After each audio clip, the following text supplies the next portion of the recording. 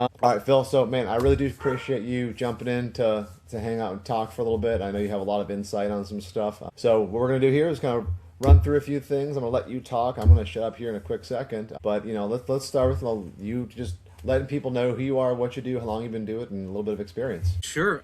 I'm Phillip Nichols. I run Vyper Kydex, make holsters for a living. I started making Good holsters ones on too. kind of, well, thank you. I started making holsters around 2011, actually.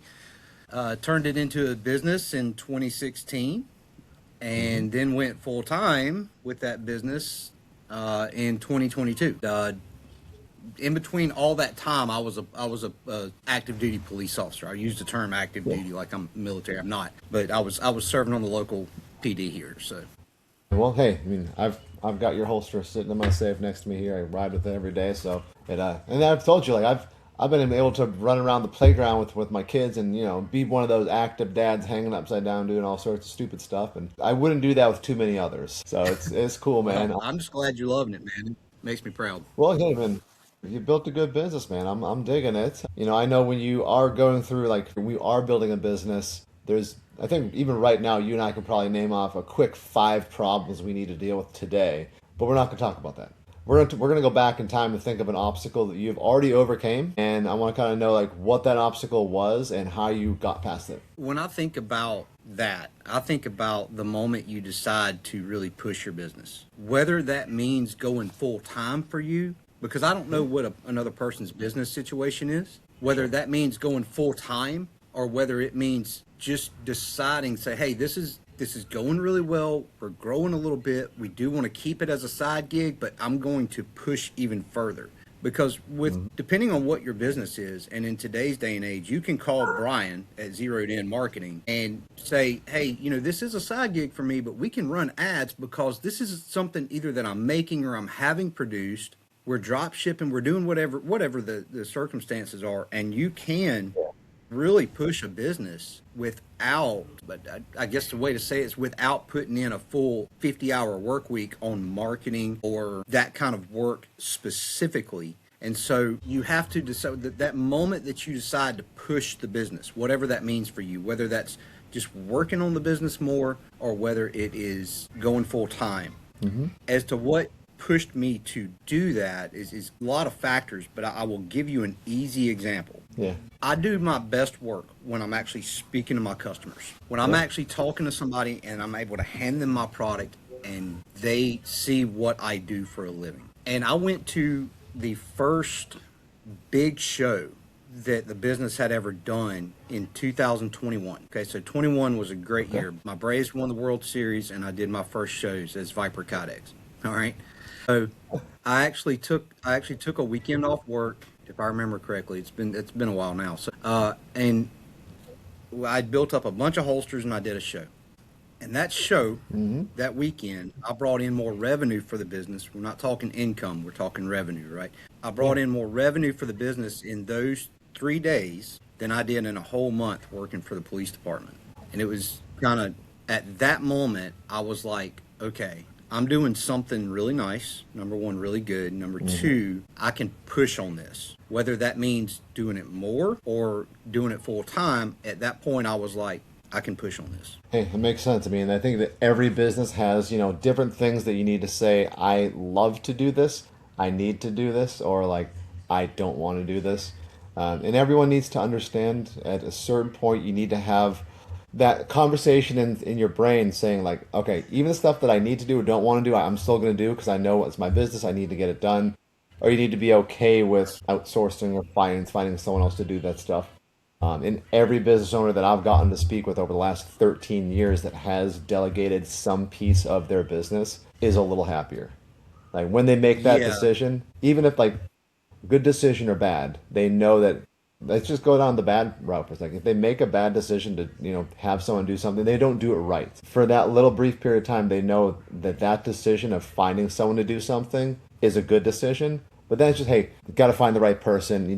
There's a lot of prospects out there to do that. But just that little change in your brain to say like, I can't do it all or I don't want to do it all, that's a big step. yes, it is. And I think that's, a lot of businesses and business owners struggle with, hey, when do I really go full time with this? When do I, you know what I mean? And I think that was one of the biggest decisions that, or is one of the biggest decisions for a lot of business owners, is like, when do I really push on this? And there's a couple ways to look at that that's going to incorporate what you're talking about with the delegation of tasks. Number one, if you want to grow something, you have to give it your undivided attention. There's no ifs, ands, or buts about that. And it's a very hard decision because it's scary as crap. Listen, I got kids, the wife, the house, you know what I'm saying? I have all the same stuff that dads have everywhere. And if anybody tells you that I wasn't afraid, or didn't tell them that I was afraid about leaving, a 15 plus year police career, solid, steady money, they're crazy. Like, I was scared out of my mind. I still am. And look, everything is risk. You may still fail. I think a lot of people don't understand. They don't really understand this. I don't know if you notice, there's so many motivational speakers and stuff like that out there. And I'm sure you probably know discipline beats motivation every day. But what I tell people is, like, listen, for me personally, I can't make this apply to everybody, but for me personally, I said to myself, if I don't do it, I'm going to regret it. If I fail, I fail, but at least I failed on my own terms. So taking that step to push the business, whether that means working harder on it in the evenings after work or going full time, whatever that means for you, is a decision you have to make. And then you get into things and you start to learn. And one of my best buddies, who's taught me a lot about business in the past, he said, listen, man, you're trying to tent pole everything yourself. You are a one-man show, and it is going to be hell doing that. It's going to be tough. It did not take me long to figure out how right he was. So, learning to delegate to people, and people are like, well, you got to pay somebody to do something. I'm like, yeah, okay, well, you're exchanging time for money. Well, it's no different. You can't build a car yourself, so you pay money to buy a car. You're exchanging time for, or money for somebody else's time and a product. Yeah, you're buying someone's experience. Right. And so I live by a saying of, your network is your net worth. Because when you can find the right experience in a person, and the right person that wants to help you because they love what you do, because they love what they do, and they have a passion for helping other people to grow in business and grow in their own business, and all that comes together, you're a great team. You can delegate things to them that you can't do yourself, which, as you know, I've been through personally. I don't have the capability to do the things that you do. And people are like, well, you could learn. And I'm like, dude, it takes years. And experience is so much more important than education, in my opinion. And that's proven every day by how many college graduates you see out there that's got a piece of paper, but they've never turned a wrench in their life. Yep. Helpless. Yeah. Experience is the key.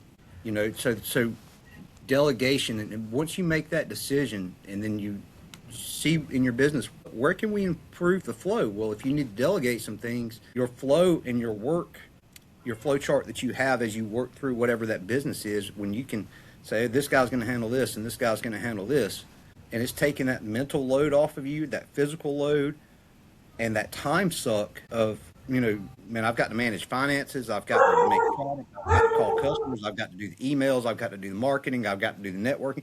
If you can take a couple of those things off your plate, man, you will get so much more efficient, and efficiency is far more important than speed.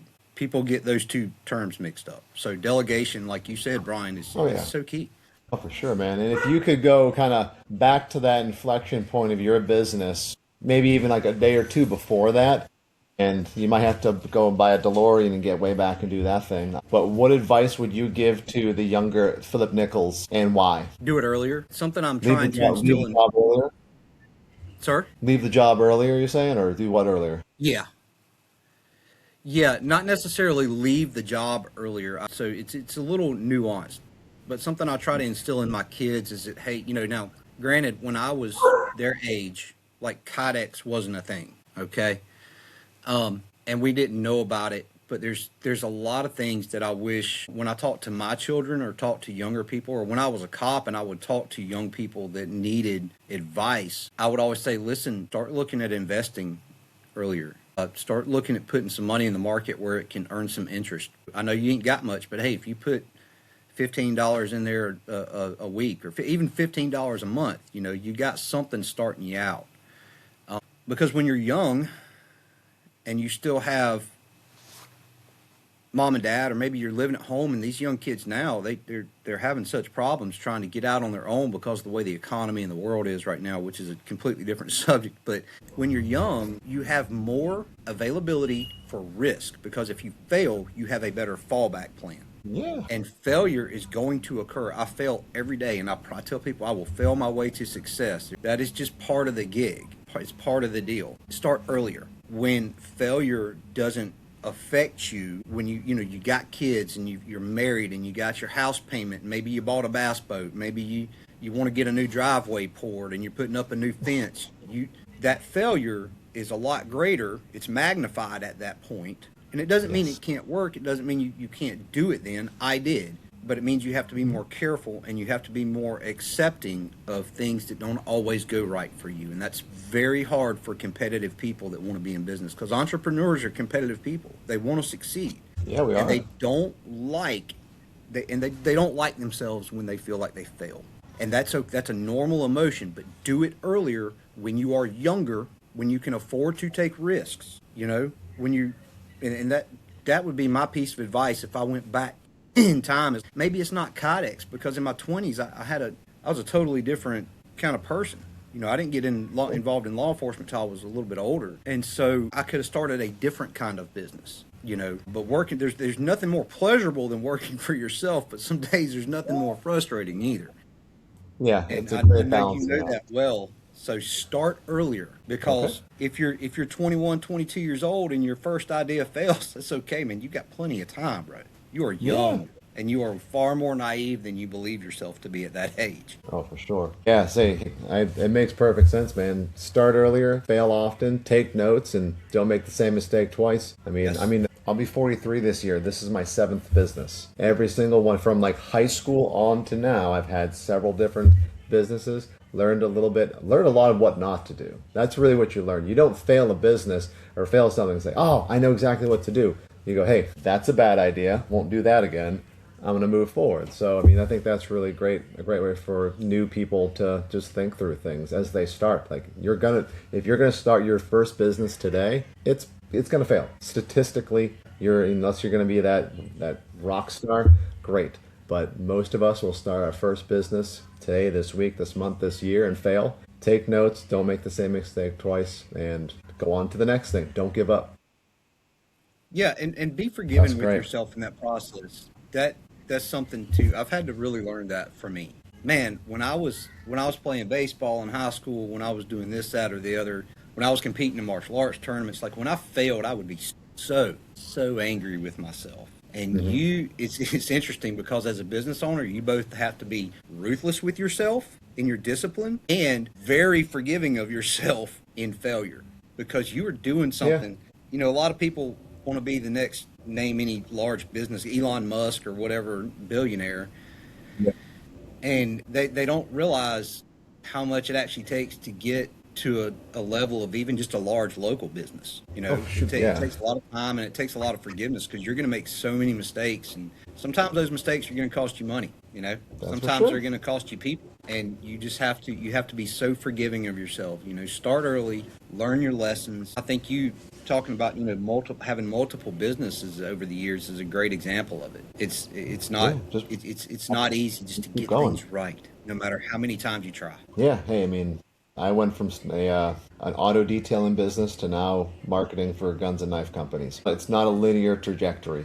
Just keep moving forward and making your mistakes and learn from them, man. But Phil, this has been a lot of fun. I know we have lots of other rabbit holes we'll have to go down on other chats, but I appreciate your time, man. Thank you so much. No, Brian, thank you, man. I always enjoy reaching out to new people, and networking and talking. And a lot of people forget how important that is. And we're in a world now that we're so starved for actual connection. And you and I can't sit down and talk because we're not even in the same state, but we're able to do this. And I hope that it helps somebody else, or inspires somebody else.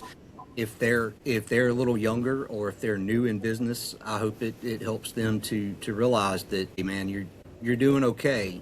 Just keep Hmm. going, because it's not easy for any of us. We're all No, struggling it's towards not. the same goals, especially At least those of us who our are trying businesses, to, in our niche, as it were. for sure. And I'll make sure to put where people can find you to reach out to you directly in the show notes, man. Thank you so much. Thanks, Brian. Thank you, brother. I appreciate you, man.